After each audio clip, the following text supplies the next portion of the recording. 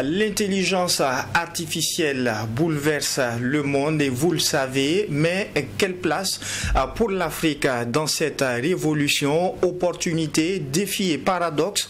On en parle aujourd'hui avec notre invité, Bawensom Ninkiema.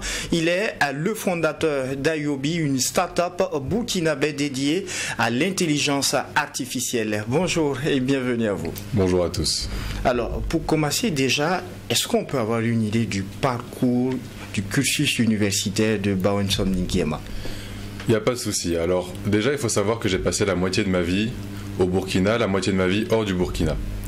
La première moitié de ma vie, je l'ai passée ici, j'ai fait ma scolarité. J'étais bon en anglais, j'étais bon en maths, j'étais bon en histoire. Ensuite, je suis allé en France.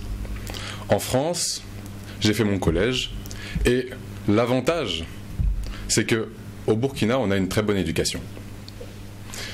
Donc quand je suis arrivé en France, j'ai sauté une classe, ce qui m'a permis d'avoir de l'avance sur mes camarades de mon âge, et ce qui m'a permis aussi de découvrir plus de choses plus rapidement.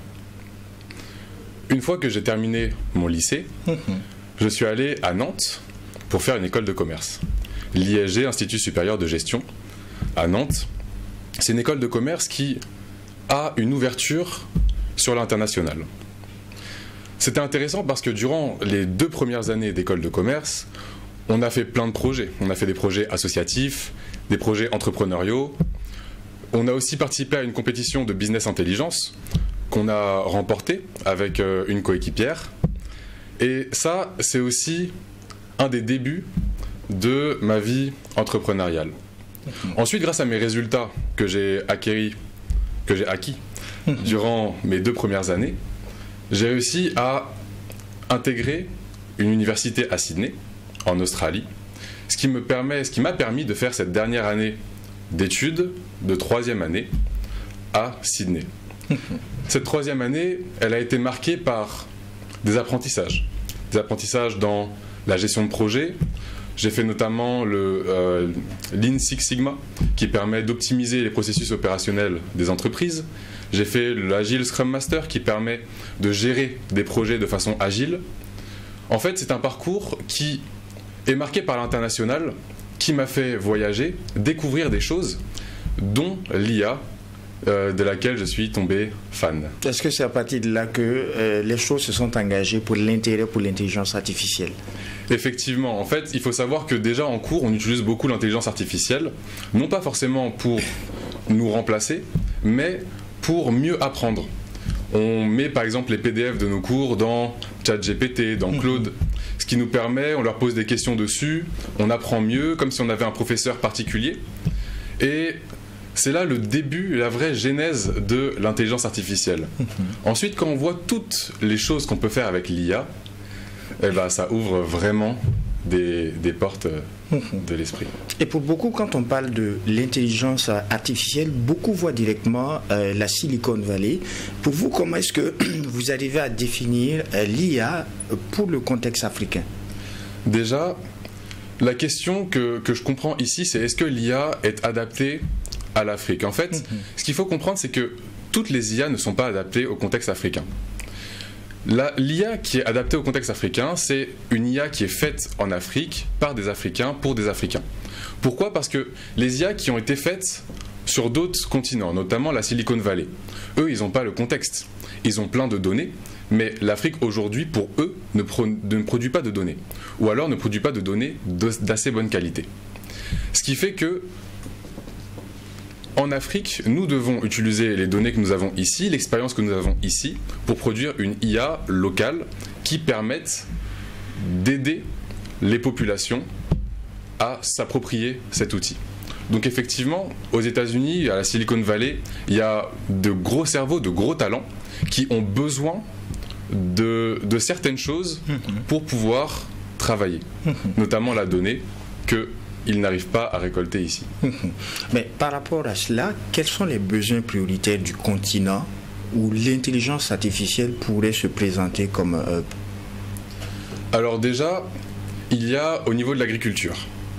Une grande partie de la population africaine vit de l'agriculture vivrière et est impactée par le changement climatique. Il y a beaucoup de startups dans ce sens, qui utilisent l'IA pour prédire les phénomènes météorologiques, pour aider les agriculteurs à optimiser leurs récoltes. Et c'est aussi intéressant au niveau de l'agriculture pour les pays. Pourquoi? Parce qu'aujourd'hui, beaucoup de pays en Afrique cherchent l'indépendance alimentaire. Bien sûr. Et l'IA peut aider ces pays-là à optimiser la récolte, à savoir dans quelle région, qu'est-ce qu'on doit produire, à combien, comment. Et ça peut permettre de 1, de nourrir toute la population, et de 2, de produire des exportations. Donc l'IA aujourd'hui en Afrique, on a des gros besoins en agriculture. On a aussi l'éducation. L'éducation, pourquoi? Parce que l'éducation, c'est le nerf de la guerre.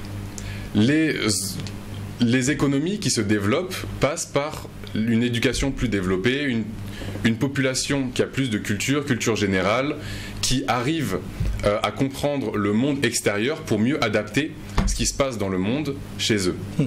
Alors au niveau de l'éducation, il y a beaucoup d'applications qui peuvent se faire.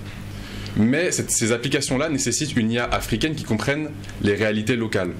Pourquoi? Parce que par exemple, quelqu'un qui parle 100% moré, aujourd'hui, une IA ne va pas être adaptée parce qu'elle ne sait pas parler le moré.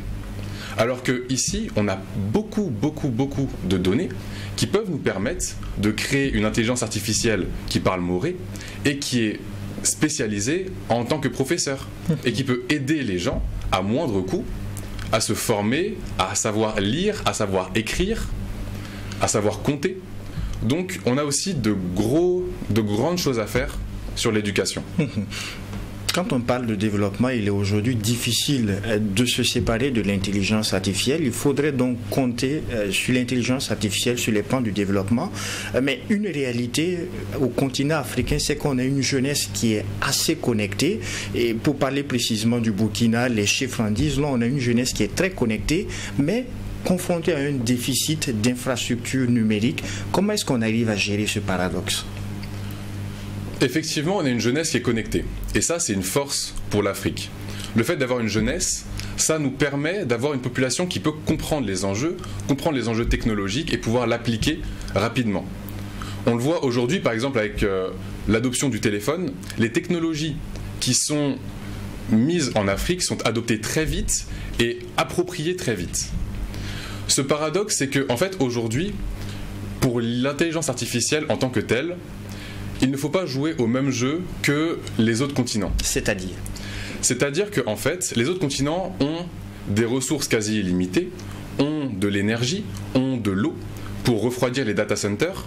Nous devons faire une intelligence artificielle qui soit adaptée aux réalités. Alors effectivement, il y a des déficits en termes d'infrastructure, mais des déficits en termes d'infrastructure, de connectivité, selon des normes qui ont été créées sur d'autres continents. Et en fait, selon moi, il faut que l'Afrique crée ses propres règles technologiques afin que nous puissions créer des technologies, créer de la valeur et ne plus avoir de déficit de connectivité. Donc en fait, aujourd'hui, il nous faut des data centers, il nous faut des réseaux qui vont nous permettre de bypasser tout ce qui est Internet, etc. C'est faisable, mais il faut que des entreprises de deep tech, donc les entreprises qui font de la recherche, se concentrent sur comment est-ce qu'on fait pour créer des technologies 100% africaines qui soient adaptées au continent africain. Alors, des solutions adaptées au continent, vous faites bien de le dire. On a l'habitude de dire que nos données partent ailleurs pour servir des multinationales étrangères, pour servir de grandes entreprises étrangères. Aujourd'hui, comment on arrive à garantir une souveraineté numérique africaine? Aujourd'hui, c'est compliqué de garantir la souveraineté numérique africaine. Pourquoi? Parce que, de 1, les data centers des entreprises, que ce soit celles qui sont en Afrique ou bien celles qui sont en Europe, sont justement dans d'autres continents, soit en Asie, soit en Amérique, parce que là-bas, il y a des ressources, il y a l'énergie qui est essentielle pour les data centers. Donc ce qui fait que la majorité des données qui sont créées, produites en Afrique, sont hébergées dans d'autres continents. Ensuite, il faut savoir que la majorité des grandes entreprises technologiques sont d'autres continents aussi. On peut citer Google, Amazon, Facebook. Ce qui fait qu'en fait, même s'ils créent des data centers en Afrique, qu'est-ce qui les empêche aujourd'hui de pouvoir délocaliser les données qui sont produites par les Africains et les mettre sur des serveurs dans d'autres continents et les utiliser.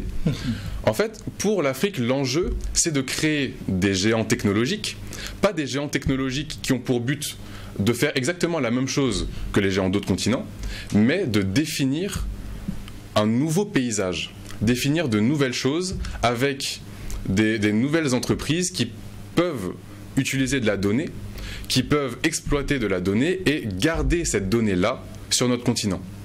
Ça passe, comme on l'a dit, par la question de développement d'infrastructures au niveau des data centers qui soient adaptés au contexte africain, peut-être qu'ils vont être solaires, peut-être qu'on va les mettre sous terre pour éviter la chaleur, peut-être qu'on va les mettre sous la mer dans les pays côtiers. Mais il faut développer des technologies qui répondent à nos propres règles. Mais la souveraineté numérique, elle est importante aussi. La souveraineté numérique est très importante. Pourquoi ? Parce qu'aujourd'hui, celui qui contrôle la donnée contrôle le monde. Celui qui contrôle la donnée contrôle le monde. On le voit parce que ceux qui font la majorité de l'utilisation de la donnée, c'est les pays sur d'autres continents. Donc la souveraineté numérique est importante. Il faut que nous, même Africains, on puisse se doter de technologies, se doter de talents. Nous avons des talents scientifiques qui peuvent créer des technologies qui soient adaptées à nous, nos contextes, pour renforcer la souveraineté numérique. Alors, de retour au Burkina, vous avez créé Ayobi, une start-up. Quelle est la vision derrière Ayobi? Comment elle fonctionne? Pourquoi le nom Ayobi? Alors déjà, Ayobi a pour vocation d'accompagner les leaders locaux, donc les entreprises championnes dans leur domaine au niveau local ou au niveau régional, à devenir des leaders mondiaux. Comment? Pourquoi? C'est parce que, en fait, les entreprises de notre région ont besoin de productivité, ont besoin de créer de la valeur ajoutée, ont besoin d'optimiser des processus opérationnels. Et en fait, nous pensons que optimiser ces entreprises-là va leur faire créer plus de valeur, va faire en sorte qu'elles soient plus compétitives au niveau mondial, qu'elles fassent plus d'exportation, qu'on puisse justement créer des géants technologiques. En fait, la vision derrière Ayobi, c'est pas de disrupter. La vision derrière Ayobi, c'est d'optimiser et de faire marcher ce qui existe déjà. Nous avons la conviction que, en fait, ces entreprises-là vont créer de la valeur. Elles vont créer de la valeur, les humains derrière vont créer de la valeur, on va enlever les tâches qui n'ont aucun sens pour un être humain, qui épuisent le corps humain, et en même temps, on va créer des emplois. Pourquoi? Parce que plus les entreprises créent de la valeur, plus elles ont de l'argent, plus elles veulent créer de valeur, plus elles ont besoin d'employer des gens. Donc, en termes d'emploi, la balance, pour nous, va être positive. On va créer d'autres types d'emplois, des emplois qui ont du sens pour les êtres humains, des emplois qui servent vraiment nos sociétés. Et si je comprends bien, Ayobi apporte déjà une réponse à une inquiétude que beaucoup partagent quand il est question d'intelligence artificielle, c'est la perte d'emploi que l'on aura lorsqu'on va s'intéresser à l'IA.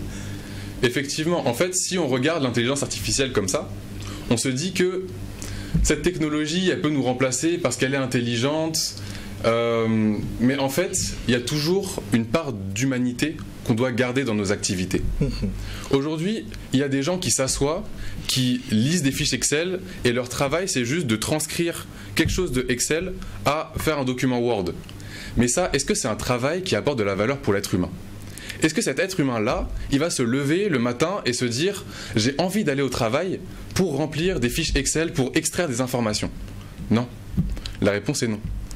En fait, l'objectif derrière Ayobi, c'est de se dire, mais effectivement, on va peut-être détruire certains emplois, mais des emplois qui n'apportent aucune valeur, qu'on va remplacer par des emplois que seuls les humains peuvent faire. Des emplois qui épuisent moins le corps humain, des emplois qui laissent plus de temps libre, moins de stress aux travailleurs, et des emplois qui ont vraiment, comme je dis, un sens pour nos sociétés.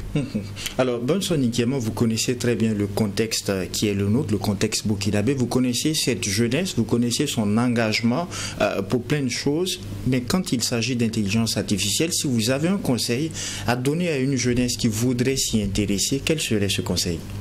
Le conseil, c'est la formation, et la formation par la pratique. Aujourd'hui, il faut vraiment s'intéresser à l'application des choses qu'on veut apprendre. L'idée, c'est de se dire, j'ai un problème. Comment est-ce que je le résous? On pose peut-être une question à une IA. Comment est-ce que je résous ce problème? On utilise l'IA tous les jours. Et on se dit, mais ça, ce problème-là, j'ai réussi à le résoudre avec l'IA, mais est-ce qu'il n'y a pas un autre problème que je peux résoudre aussi avec l'IA? En fait, c'est de se dire, mais on prend la vie quotidienne, il y a beaucoup de choses qui viennent tous les jours, et on se dit, mais comment est-ce que je peux les résoudre avec l'intelligence artificielle? Et c'est ça que les jeunes doivent faire. C'est de prendre leur contexte, leurs problèmes, et se dire comment est-ce que je peux, moi, les résoudre tout seul avec l'intelligence artificielle. Donc mon conseil, c'est vraiment d'appliquer, appliquer, appliquer. Alors, je ne saurais terminer sans l'aborder. Est-ce qu'il y a des risques liés justement à cette utilisation de l'intelligence artificielle? Ou autrement dit, comment est-ce que ça se passe pour l'éthique liée à l'utilisation de l'IA? L'éthique liée à l'utilisation de l'IA est très liée à un contexte, comme je dirais, géopolitique. Pourquoi? Parce que les entreprises qui créent des IA, ont besoin de données. La donnée, aujourd'hui, c'est une des ressources les plus importantes qu'on peut avoir sur Terre. Et au niveau de l'éthique, c'est de savoir où sont les intérêts des entreprises qui créent ces intelligences artificielles-là. Si c'est des entreprises d'autres continents, est-ce que leur intérêt, c'est de servir leur continent à eux? Ce qui veut dire que donc, ils vont avoir aucun scrupule à utiliser les données tant que ça les arrange. En fait, les risques, c'est de se dire, nous, on va regarder les révolutions technologiques, les révolutions industrielles qui se passent sur d'autres continents, on va rien faire, et puis on va l'adopter une fois que c'est fait. C'est ça le vrai risque. Si on ne développe pas de technologie, nous-mêmes avoir un intérêt avec l'utilisation de l'intelligence artificielle, effectivement, il y a de gros risques que nous soyons encore largués sur cette révolution-là. Et c'est pour ça que IOB a pour vocation vraiment de pouvoir utiliser, de pouvoir créer des données, créer de la valeur, créer de l'intérêt autour de l'IA, afin que nous ne soyons pas largués et dépassés sur cette révolution industrielle. Alors, merci à vous, Boyensom Dinkiemba. Merci d'avoir accepté cette invitation du DEJ Matinal Info. Merci à vous. Je rappelle aussi que vous êtes le premier responsable de IOB, une start-up que vous avez créée ici au Burkina pour bien sûr aider cette jeunesse, pour apporter votre part contributive. Grandement merci à vous. Merci à vous. Merci également à vous, auditeurs et téléspectateurs des médias leaders à Twi TV et Ouate FM. Ainsi se referme donc à ce numéro du DEJ Matinal Info. En attendant bien sûr de vous retrouver, Dieu voulant, pour un prochain numéro. Non seulement portez-vous bien, mais aussi et surtout que Dieu bénisse à le Burkina Faso. Au revoir.